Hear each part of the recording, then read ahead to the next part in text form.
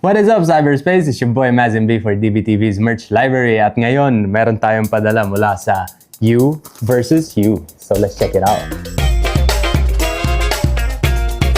So ayun, unang-una, maraming salamat sa You versus You. Salamat bro, Miko, for sending us this. And let's get right to it. Para sa akin, first and foremost, pinaka nag-stand out is yung tote bag nila. Hindi siya malaking tote bag, saktong size lang. Ayun, yung effort din na gumastos sila para sa ganito. I love it. Ganda ng fabric ng tote bag, ganda ng thought, ganda ng idea, ganda ng design. So shoutout sa inyo for that. So ayun, ngayon, balik na tayo sa main topic of discussion, which is yung merch. Siyempre, kasi yun yung mahalaga para sa atin, di ba? First and foremost, meron tayong stickers. Yan, meron tayong 3 stickers. Thank you so much. And makikita nyo, medyo ano siya, orange na bronze kind of color, which is unique kasi walang masyadong brands na gumagamit ng gantong kulay, di ba? Una kong napansin actually is ito, hang tag nila, ang ganda. Ganda ng quality. Black yung print niya. Black yung hang tag, tapos black yung print, parang shiny na print. Ang ganda lang. Bagong brand lang pala to, guys. Established siya ngayong 2025 lang.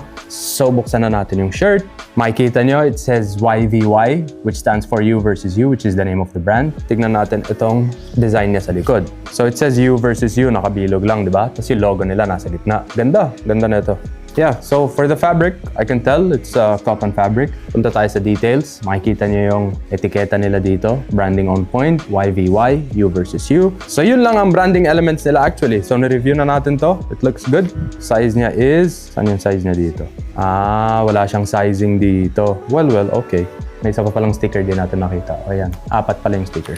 Okay, wala tayong size indicator dito. It's fine, okay, it's fine.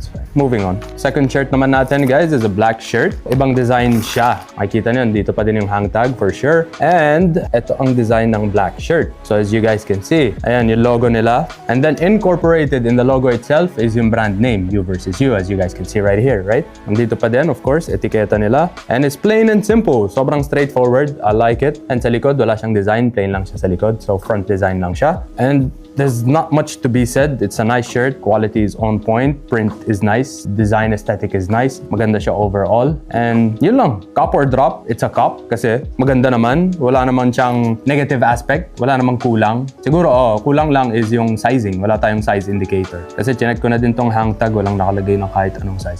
So yeah, if they just add a size indicator to the shirt para lang mas clear and mas straightforward ang size ng shirt, it would be great. Other than that, there's nothing missing. So again, maraming salamat sa You versus You sa dalawang shirt na to. And it's your boy, Mazin B, DBTV Merch Library. Let's get it.